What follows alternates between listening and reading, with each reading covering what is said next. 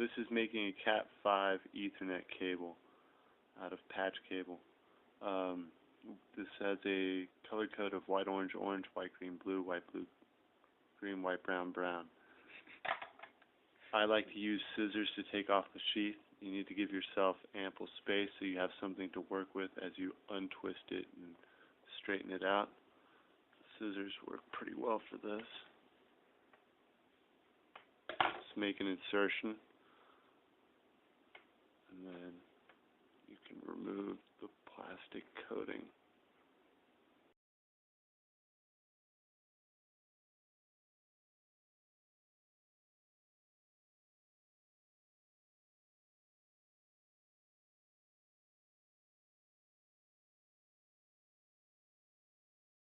Gone.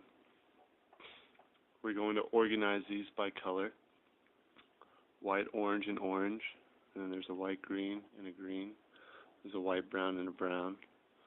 There's a white, blue, and a blue. White, blue, and the white, green, and green. They go in the center. So now you untwist them all.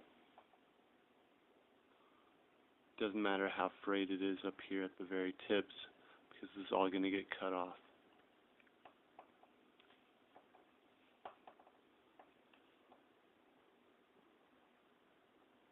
I like to keep constant pressure right here with my thumb and forefinger at the base, so I know where I'm unwinding them.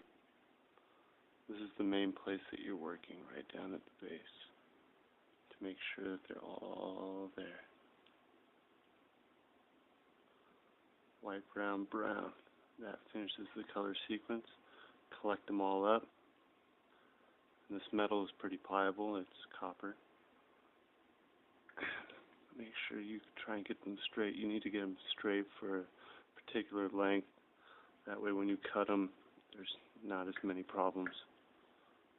Keep this as a very firm grip so you don't lose it and mess up your sequence. Now you recheck just to make sure white, orange, orange, white, green, blue, green, white, brown, brown. And then I have a specific measurement with my thumb already of where I want to cut it. It's going to be approximately right here.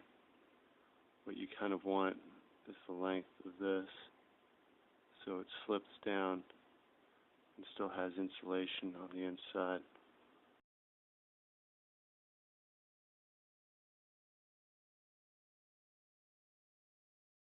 This is demonstrating how to make a crossover cable, which the color code for is white, green, green, white, orange, blue, orange, white, brown, brown. So right here we have white, green, green, white, orange, blue, orange. Now I'm untwisting white, brown, and brown. As you can see, I've given myself plenty of copper to work with. White, brown, brown.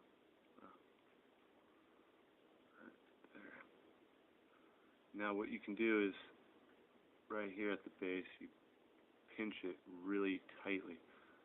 And then this metal is very pliable, once again. So then you just straighten out the cable by pulling it back and forth. If earlier on, when removing the jacket, you had nicks in the cable, that could be devastating. The copper would have probably already broke by now.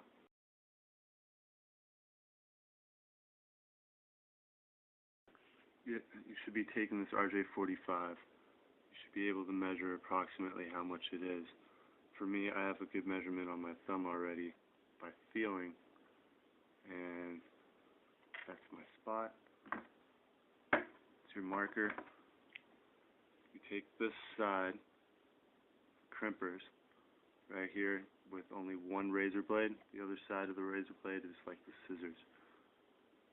This side is actually meant for cutting the actual copper. Place it here.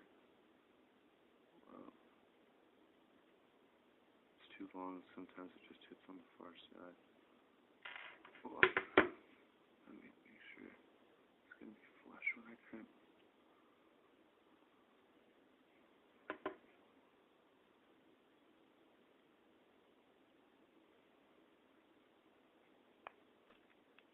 And then Notice how they're all flush, and they seem pretty much straight. Now you take your other hand, hold them all at the tips, so you can move this hand down to the base, try and keep these as flush as possible.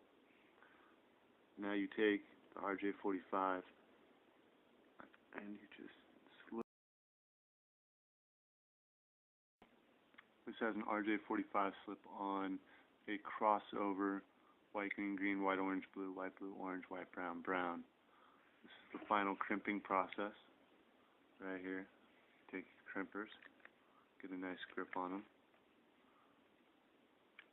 Insert the RJ45 tip into the appropriate slot and ensure that you push pressure on your cable going into the jacket, and then crimp it, and that's it. Now it should be flush and should be ready to be tested, unless you're like this cable.